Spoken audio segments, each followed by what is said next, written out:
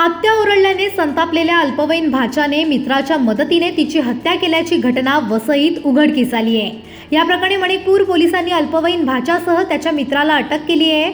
मयत महिला दुर्गा बनसोडे वय वर्ष 65 ही पश्चिमेच्या बरहामपूर गावातील भीमाई बंगल्यात राहत होत्या। त्यांची विवाहित मुलगी बोईसरमध्ये तर मुलगा वालीव येथे राहत असल्याने बनसोडे या बंगल्यात एकट्याच राहत होत्या। सोमवारी सकाळी त्यांचा मृतदेह बंगल्यात आढळून आला होता। या प्रकरणी मणिकपूर पोलिसांनी तपास सुरू केला होता। चौकशी केली असता बनसोडे यांचा 15 वर्षांचा भाचा त्यांना अधूनमधून भेटायला येत होता। पोलिसांनी चौकशी केली असता त्याने हत्येची कबुली दिली आहे।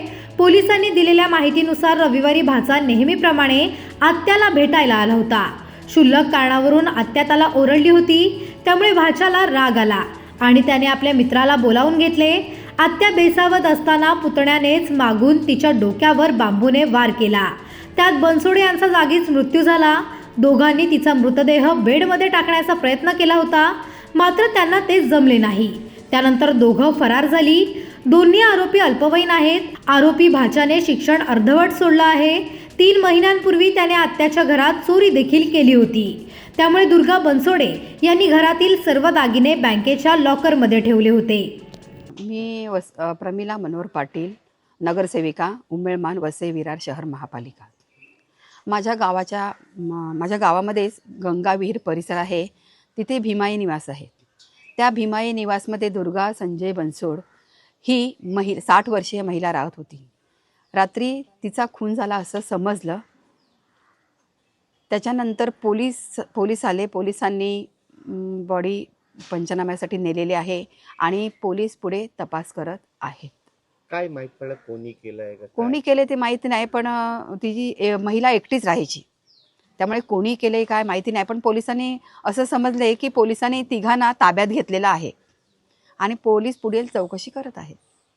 तुम्ही काय पोलिसांशी बोललो सांगा का? माझं पोलिसांशी बोलणं झालं, पण ते बोलले की आम्ही तिघांना ताब्यात घेतले। त्यांच्याकडूनच मला कळलं की आम्ही तिघांना ताब्यात घेतलेलं आहे आणि आमचा तपास चालू आहे।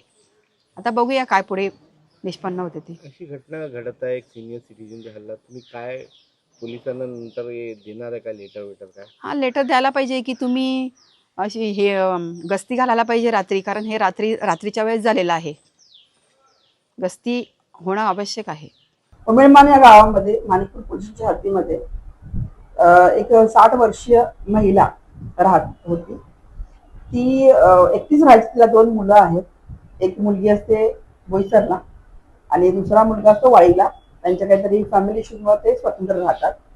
तर त्या महिलेसोबत तिचा भावाचा मुलगा की जो जुवेनाईल आहे तो राहत होता काही वर्षांपासून।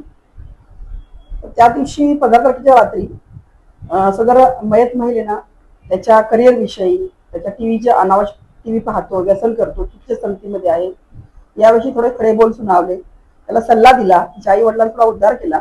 त्याचा त्या मुलीला प्रचंड राग आला। ती बोलत असताना त्याला तिचा बांबू उचलला आणि 2-3 तडाखे तिच्या डोक्यात हाणले की ज्या तडाखे इतके सिव्हिअर आणि स्ट्रॉंग होते की ती महिला तत्काळ तिचा मयत झाली। फिजिकल फ्रॅक्चर ब्रेन देखील बाहेर आला होता। ब्रुटल त्यानं मारलं होतं।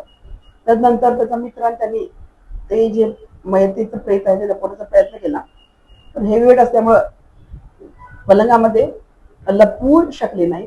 त्यानंतर त्यांनी चादर टाकली, पाठीच्या दरवाजाला लॉक केलं, आतल्या साईडनं स्क्रूड्रायव्हर लावून लॉक करण्याचा प्रयत्न केला। त्यानंतर बाहेर देखील लॉक लावून चाव्या वगैरे फेकल्या, त्याचा मोबाईल देखील घेऊन ते हत्यार घेऊन निघून गेले होते। वास्तविक त्याच्या घरीच त्यांना 2 महिन्यांपूर्वी आपल्या आत्याचे 4 ग्रॅमचे दागिने चोरले होते। त्याच्या तक्रारीनुसार आम्ही गुन्हा दाखल करण्याची सुरुवात केली असता तो मुलगा स्वतःचा नातेवाईकच आहे, तो बरोबर राहतो या भावनेपोटी तिला आम्हाला नकार दिला, प्रचंड विरोध केला होता। तदनंतर देखील आम्ही प्रयत्न केला की दाखल करावं, पण तिने दोघांनी आपण मिटवून घेतलं होतं। त्या गुन्हा काही दाखल झाला नव्हता, पण त्याच्या अशा प्रकारचे वर्तन आहे, तो नशा देखील करतो।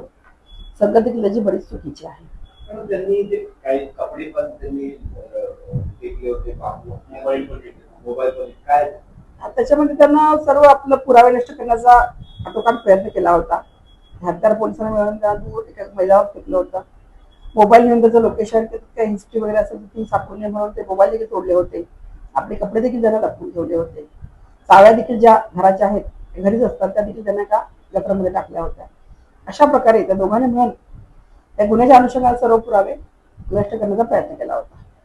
या किती आरोपी आपण अटक केले? दोघंही मुलं ज्युवेनाईल आहेत. ज्युवेनाईलच्या प्रोसेसवर आम्ही पुढची प्रक्रिया करत आहोत. त्याच्या वयाचे प्रूफ्स आम्ही घेत आहोत, जेणेकरून वय फायनल होऊन जाईल. त्यानंतर बाकीची त्या अनुषंगानं जी प्रोसेस असेल ज्युवेनाईल साठी ती आम्ही करत आहोत. तेव्हा मर्डर झाला तेव्हा तो आरोपी होते. मर्डर झाला तेव्हा आरोपी स्पॉटवरच होता. त्यानंतर 15 तारखेच्या 9:30ची गोष्ट ही.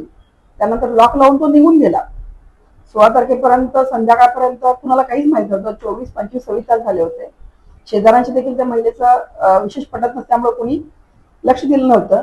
तिची मुलगी जी बोईसरला असते ती रोज 9:30ला सकाळी फोन करते, 9:30ला.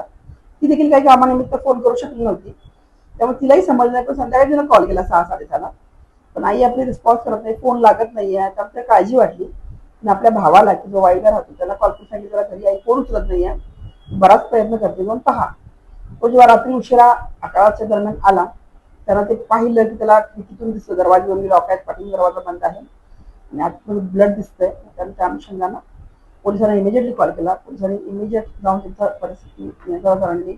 पुढील तपास जलद गतीने केला आणि जे काही त्याच्या पाठीमागे सुद्धा आहेत त्यांच्या ताब्यामध्ये आहे.